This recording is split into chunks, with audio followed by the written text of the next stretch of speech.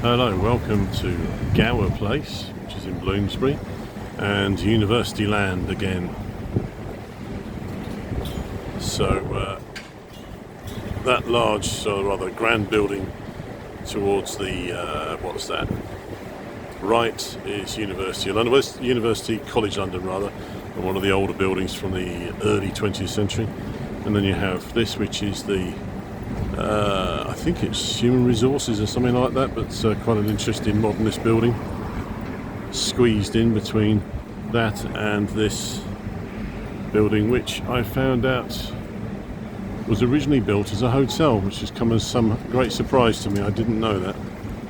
But I also want to show you, if I can and I don't get stopped, through here is a fantastic looking building. Sorry about the camera work again.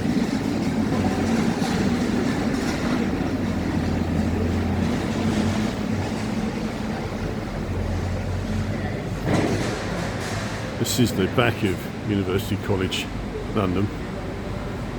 That walkway is quite interesting over there. I hadn't noticed that before, but it's this. Harry Massey Lecture Theatre. That's squeezed in on the back of that. This part of London is remarkable for the differences in architecture, all rammed in together. It's prime building land and has always been that case. Very high value. So just have a look at this building again. You see all this ironwork here, these railings. There's a space here where there was something. I don't know why they chopped it out. The thing is, one of them actually did survive. So there's not one there. There's not one on these two. And as we go along, it's a nice building. So I would say this is possibly what, Edwardian, late Victorian. So let me just show you. Sorry. There you go. They didn't get chopped out. I don't understand why they did that. I know that in the Second World War they did like to take away railings, but why didn't they take away the whole thing? So unfortunately it's got scaffolding all over the front of it, but it is currently University College London Student Union building. Prior to that it had been the Institute of Hygiene, I think it was. Something along those lines. There is a blue plaque on the building, but of course it's all covered up because of the flipping scaffolding. It was built as a hotel, and I only found that out when I was having a look in a book about Bloomsbury. So after it had been a hotel, I think it was actually a seaman's mission for a while, something to do with the Navy or the Merchant Navy, and then it went into university hands at a later stage. You can see how that would have been a hotel. Lots of individual rooms, but a character to it. Even stuff right at the top. That building there is the Welcome Building, and that is the back of Friend's house, which is the Quakers. That bit that we're looking at straight away, I don't know whether that's the Quakers, but certainly the bit next to it is. And this is the Bartlett School of Architecture, which went up within the last sort of 5 years or so, 5 or 6 years. Another bit of UCL. And then the Bloomsbury Theatre, which, again, looking at this book, I didn't realise that, in fact, that was built the year I was born. Yes, shall I say? 1969. Yes, you can then work out my age. Fantastic. The building next to it, this rather depressing looking building, I think, really, to some degree, unfairly perhaps, is actually the engineering that deals with nanotechnology. So it looks particularly sort of, I don't know, a bit cold. So just moving on from a video I did yesterday which went on Instagram, there's a name I'm familiar with. This building, which is the University College London Chemistry Department, which apparently was finished in 1971. That, which is a fantastic piece of brutalism, which I've often admired as I walk down here, because it is so very brutal. Because Admittedly, the concrete is a bit dirty, but they have taken it upon themselves now, quite clearly, to put cladding over the front of it because someone has decided it's too brutal for them, doesn't fit in with what they want to be doing, which is stuff like that or that, and they just want to cover over a very important part of architectural history, which is, to me, a little bit depressing when you consider that right next door is in fact the University College London Bartlett School of Architecture. So what do the students there think about what they're going to do there? All those people who might be fans of brutalist architecture. Anyway, I could be wrong, but I have a feeling I'm not going to be too surprised. So just having a look at this building up here, the Bloomsbury Theatre. What I like about this building is all the details. So if you look up there, these curvy bits, now inside there are the windows to, I think, things like bathrooms, toilets, that sort of thing.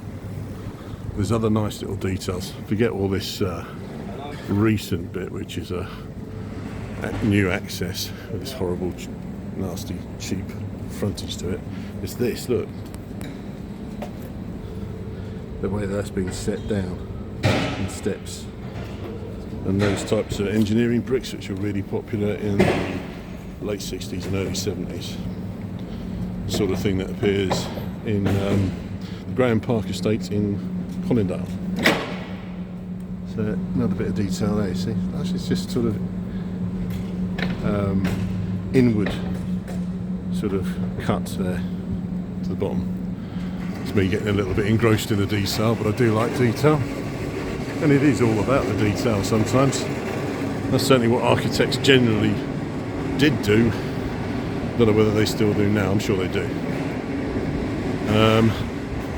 So yes, that's it. I want also to just point out, now I have done a video walking down here before, so forgive me if I've covered it before. But this building here, that is not its original frontage apparently. So I don't know, it's had some modifications done to it. Oh yes, I know what I can point out to you. Like I said, if you've seen this video where I've been walking down this road before, then you'll remember some of this stuff, but not what I'm going to point out to you, because it's a recent addition. Over there, they've done some changes. I may have said that last time, but they've put a whole load of planters in, made it quite pleasant actually. What used to be a road is now a nice place to sit, and certainly in the summer months, yes it is summer, that's quite nice. So what I'm going to point out is here. Now look at this paving, this is very new. Very interesting mark, isn't it? But there is a point to what I'm saying. These are Georgian, I think, they're just before Queen Victoria, and they were built by Thomas Cubitt, I believe. Nice townhouses, okay, and very much Bloomsbury. This is what Bloomsbury is really all about. A lot of it was pulled down by the universities. But here's what I'm pointing out now. They took up all the paving slabs here about a month and a half ago, pulled them all up, all the way along here. They put in new paving. They took rid of all of this stuff here. Now, when I say this stuff, it's this stuff here, look. Now, these aren't as old as the ones that they took away, because the ones they took away were really old, like this. See, with all the patterning? So they are proper old-fashioned paving slabs, you know. And they took away, they piled them all up over on this side of the road. But you can see evidence of all the building material. So they piled them all up here and took them away. And I bet you they were used for something else, but best not ask too many questions, eh? But what it's done, inadvertently, is it's changed the whole feel of this row, surviving row of Cubitt townhouses. It's taken away the whole feel of what it used to look like. It's a minor part, admittedly you're walking upon it, but it has actually taken away the character, because it looked old, because it was old, and what they've done is they've just replaced it with something that looks really bland, and you can really see that difference here. This is a demarcation. That's the old, that's the new, and admittedly these are modern, and they tried to make them look a little bit sort of, you know, not too samey, but it's a shame, because what you've done is you just damaged the general feel of what makes this area so special, the bits that survive. Now I'm not, you know, I'm not against modern architecture, believe it or not. I don't like it when architectural styles are completely sort of covered over like some bad facelift, like what they've just done down there at the chemistry department. Another shot of that door again, which I don't believe is original, because the others aren't the same. But UCL have also purchased this building, so I would imagine they won't put the cladding over that, will they? And that's the difference. The difference is that the attitude towards late 20th century architecture in this country is appalling. And when I say that, I don't mean the people who like it, people like 20th Century Society who are great advocates for trying to keep it. It's the people who are developers and the people who commission work to be done. They have a really bad attitude towards the stuff that was put up in the 50s, 60s, 70s, and increasingly now 80s and 90s, which is a long time ago. The feeling is you can just put it down. It's old, put it down. It's the same attitude that happened in the 60s when they were putting down Victorian architecture like this, like they wanted to do with St Pancras. So what's the difference? Oh, it's ugly, this is lovely. It's like, well, yeah, no, it's just a different architectural style. And if you get rid of architectural styles, you won't have any surviving examples. You're just removing history, and that is, for me, abhorrent. It really is. I mean, you wouldn't think of pulling down this building on them, which is called the Cloisters. You wouldn't think of doing that, would you? Because, you know, oh, it's old. Well, so is something that was put up in the 1960s. So, I'll probably finish off 12 minutes this video.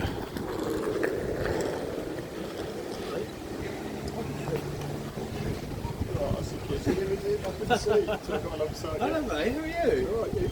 Are good this morning? I know, I saw it, yeah, I just saw it. How you doing? I should have pressed the pause button then, shouldn't I?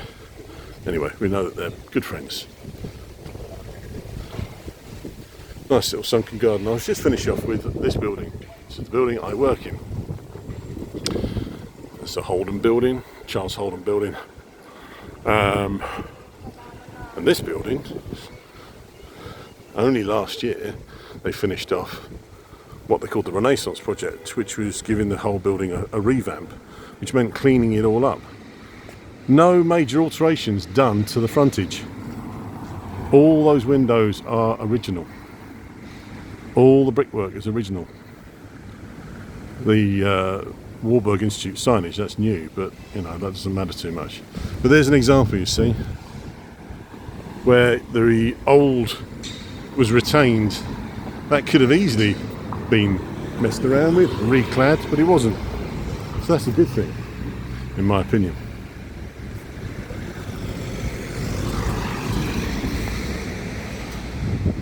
So yeah, it's not really meant, this video wasn't supposed to be like a moan. It started off just me walking, talking about stuff, but it's architecture that's in this area. I mean, I'm not an architect. I am not an architectural historian. I like architecture. And what I do like about the fact that I feel very, what's the word, privileged actually to work in an area that is such a nice area and that has such rich architectural differences. But it upsets me when architecture is treated so badly merely because people just don't understand it enough. And I don't know what it is with brutalism. Maybe it's just too much for people. They can't cope with it. But there's no reason for covering it up really badly with something that ultimately will probably be taken away anyway. So that cladding they're putting on now, I guarantee you, they'll take it down in 20 years' time. I shall leave it there. I'll leave you with a nice shot of Euston Church, and I can tell you, as I told you on a previous video, that the bit next to that big round window, the bit behind it, that was going to be a spire that was going to go up at least to the height of where you can see that lamppost. But they didn't do it in the end. So it hasn't been removed, they just didn't build it. Thank you for watching.